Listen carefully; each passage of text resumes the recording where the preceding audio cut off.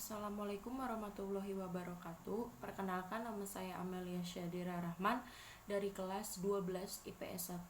Pada hari ini saya akan menjelaskan materi tentang sejarah peminatan, yaitu mengenai tentang perpecahan Yugoslavia. Yang pertama saya akan menjelaskan tentang sejarah singkatnya Yugoslavia. Nama Yugoslavia merupakan kombinasi dari kata bahasa Slavia, Jug yang berarti selatan dan Slavia yang berarti Slavia. Hal ini mengacu pada kenyataan bahwa etnis mayoritas negara ini adalah Slav dan terletak di bagian selatan Balkan. Wilayah Yugoslavia dan Balkan awalnya merupakan wilayah jajahan Ottoman selama berabad-abad, dan sebagian lagi merupakan jajahan Austro sampai Hungaria dan Rusia. Yugoslavia berdiri pada 1918 sebagai hasil dari deklarasi Korfu atau Yunani pada 20 Juli 1917, melibatkan parlemen Serbia di pengasingan yang mewakili Slovenia, Kroasia, dan Serbia, serta dinasti Karađorđević dari kerajaan Serbia. Pada awal pendirinya, nama yang digunakan adalah Kerajaan Serbia, Kroasia, dan Slovenia. Hal itu karena negara baru ini merupakan gabungan antar negara Slovenia, Kroasia, dan Serbia yang masih bersifat sementara, terbentuk dari wilayah-wilayah bekas Kekaisaran Austro dan Hungaria. Ada 6 negara republik dan 2 provinsi otonom sosialis yang membentuk negara Yugoslavia, yaitu yang pertama ada Bosnia dan Herzegovina, dan yang kedua itu ada Kroasia, dan yang ketiga ada Makedonia, yang keempat ada Montenegro, yang kelima ada Slovenia, yang keenam ada yang selanjutnya ada Serbia, dan ada 2 provinsi otonom yaitu Vojvodina dan Kosovo. Dan yang kedua saya akan membahas Yugoslavia sebelum Perang Dunia ke-1. Pada abad ke-5 dan ke-6, orang Slavia menetapkan di kawasan Balkan. Wilayah tersebut mengalami proses kristenisasi pada abad ke-11. Slovenia berada di bawah pengawasan kaum Franks pada abad ke-8, Bavaria pada abad ke-11, dan Australia pada abad ke-12. Kerajaan Kroasia bertahan dari abad 10 hingga abad 11. Kroasia berada di bawah kendali pemerintahan Austro hingga Hungaria.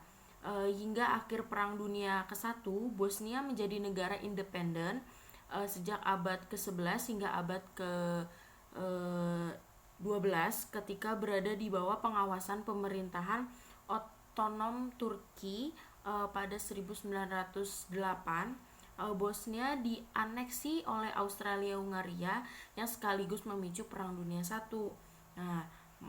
Makedonia dan Serbia ditaklukkan otonom hingga Turki menjelang akhir abad 12 sebelum di bawah pemerintahan Stjepan Dušan yang berkuasa antara 1331 hingga 1355. Kerajaan Serbia menjadi negara Balkan yang paling kuat di abad ke-8 hingga menjelang akhir abad 12. Sementara itu Montenegro, sebuah kerajaan independen dalam kerajaan Serbia, ditaklukkan otonom pada 1499. Pada 1799 otonom mengakui kemerdekaan Montenegro. Selanjutnya pada 1892 otonom menjamin otonomi Serbia. Montenegro dan Serbia diakui sebagai negara independen oleh kekuatan Eropa dalam Kongres Berlin 1878. Serbia diproklamasikan sebagai sebuah kerajaan pada 1882. Negara ini terlibat dalam Perang Balkan yaitu 1912 sampai 1913 dan menjadikan kekuatan utama Balkan. Lalu selanjutnya saya akan membacakan materi yang ketiga yaitu Yugoslavia Desember 1918 hingga Perang Dunia Kedua. Nah, Konferensi Perdamaian Paris pada 1919 yang salah satunya berisi perjanjian Versailles mengakui sebuah negara baru yang bernama Kerajaan Serbia, Kroasia, dan Slovenia. Di dalamnya bergabung juga Bosnia serta wilayah-wilayah lainnya. Sejak wafatnya Raja Peter I pada 1921, Alexander menjadi raja baru Yugoslavia. Dalam perjalanan Yugoslavia mengalami berbagai masalah dalam negeri yang pelik.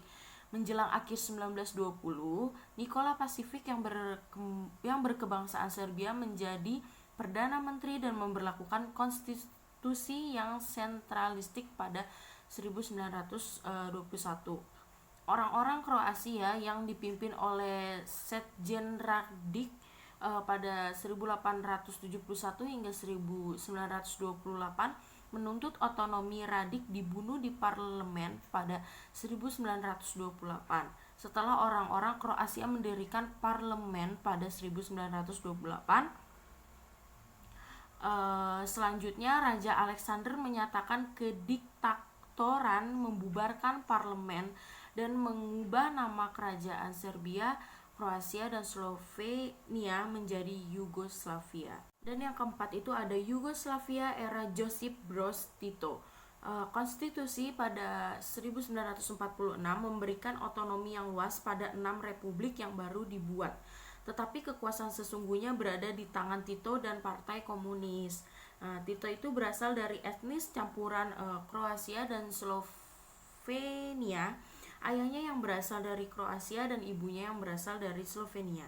Di bawah Tito, Yugoslavia meresmikan sosialisme, oposisi yang dihancurkan atau diteror, dan Mihajlović dieksekusi. Hubungan yang dekat dengan Uni Soviet dan Kominfom pertahanan. Namun pada 1948 Yugoslavia dikeluarkan dari Kominfom karena terjadi perselisihan antara Partai Komunis Yugoslavia dan Partai Komunis Uni Soviet. Tito kemudian mulai menjalankan hubungan yang independen dalam tata pergaulan internasional. Tito menjadi salah satu pendiri gerakan non-blok. Pihak Barat kemudian berusaha mempengaruhi Yugoslavia dengan memberikan bantuan ekonomi dan militer. Nah, saat Tito wafat pada 1980 dengan meninggalkan banyak masalah seperti utang luar negeri yang menumpuk dan ancaman perpecahan, sepeninggalan Tito, Yugoslavia menganut kepemimpinan kolektif yang mewakili berbagai etnis dan bangsa. Meskipun demikian, kepemimpinan kolektif ini gagal mengatasi masalah politik dan ekonominya. Dan yang kelima itu ada perpecahan Yugoslavia. Kepemimpinan yang kolektif pada akhirnya tidak berjalan efektif.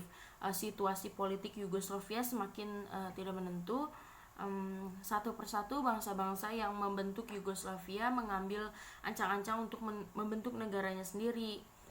Di tengah-tengah situasi seperti itu, di Serbia muncul seorang tokoh baru yang bercita-cita menggantikan figur si Vito tadi, pemersatu Yugoslavia.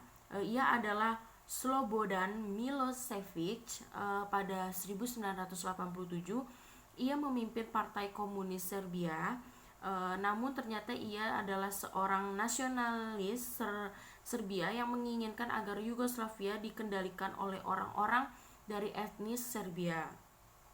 Si Milošević dan kaum nasionalis Serbia berdalih bahwa selama berada di bawah kepemimpinan Tito, Serbia yang kaya sumber daya alam hanya dijadikan sapi perah untuk kemakmuran orang-orang Slovenia, Kroasia, dan Kosovo. Serbia kemudian mengalihkan kekuatan militernya ke Bosnia dan Herzegovina yang baru mendeklarasikan kemerdekaannya di wilayah ini. Penduduk etnis Serbia mencakup sekitar 30% dari populasi. Berdalih melindungi warga etnis Serbia serta mengembalikan Bosnia dan Herzegovina ke pangkuan Serbia, Serbia kemudian melancarkan perangan yang populer disebut dengan pembersihan etnis Bosnia sejak 1992. Untuk memuluskan langkah itu, Serbia membentuk Republik Bosnia dan Herzegovina Serbia. Di sisi lain, orang-orang Kroasia yang mencakup sekitar 15% dari populasi Bosnia dan Herzegovina melakukan langkah yang sama dengan memproklamasikan komunitas Kroasia, Herceg sampai Bosnia. Dengan demikian, kaum muslim yang miskin persenjataan yang mencakup lebih dari 40% populasi memegang sisa wilayah republik itu termasuk ibu kota. Dalam kampanye pembersihan etnis yang dilakukan terutama oleh orang-orang Serbia, ribuan warga muslim Bosnia itu tewas dan banyak juga yang melarikan diri dari Bosnia atau ditempatkan di kamp-kamp tahanan Serbia. Salah satu tragedi yang sulit dilupakan itu adalah pembantaian Srebrenica atau genosida Srebrenica. Ada sekitar 8.000 laki-laki dan remaja muslim Bosnia dibantai pada Juli 1995 di daerah Srebrenica, Bosnia, dan itu dilakukan oleh pasukan Serbia pimpinan Jenderal Ratko Mladic. Dan yang keenam itu ada Serbia dan Montenegro 2003 sampai 2006. Pada tahun 2002, dorongan Montenegro akan otonomi yang lebih besar berkembang menjadi dorongan untuk merdeka. Referendum pun direncanakan, namun pada Maret 2002 perwakilan Serbia dan Montenegro di bawah tekanan Uni Eropa dan negara-negara lain menentang kemerdekaan. Montenegro segera menyetujui konsep negara serikat federal yang didestrukturisasi pada Februari 2003. Meskipun demikian, tuntutan kemerdekaan Montenegro tak terbendung. Pada Mei 2006, para pemimpin Montenegro menyetujui kemerdekaan dalam referendum. Montenegro mendeklarasikan kemerdekaan pada 3 Juni 2002. Dengan demikian, pemerintahan Serbia dan Montenegro dinyatakan bubar dengan sendirinya pada 3 Juni 2006. Serbia menyatakan diri sebagai negara yang berdaulat. Proklamasi Serbia tersebut sekaligus menandai bubarnya Yugoslavia. Demikian materi yang dapat saya sampaikan. Mohon maaf apabila ada kekurangan dan kesalahan di perkataan saya tadi. Kurang lebihnya saya mohon maaf. Wabillahi taufiq wal hidayah. Wassalamualaikum warahmatullahi wabarakatuh.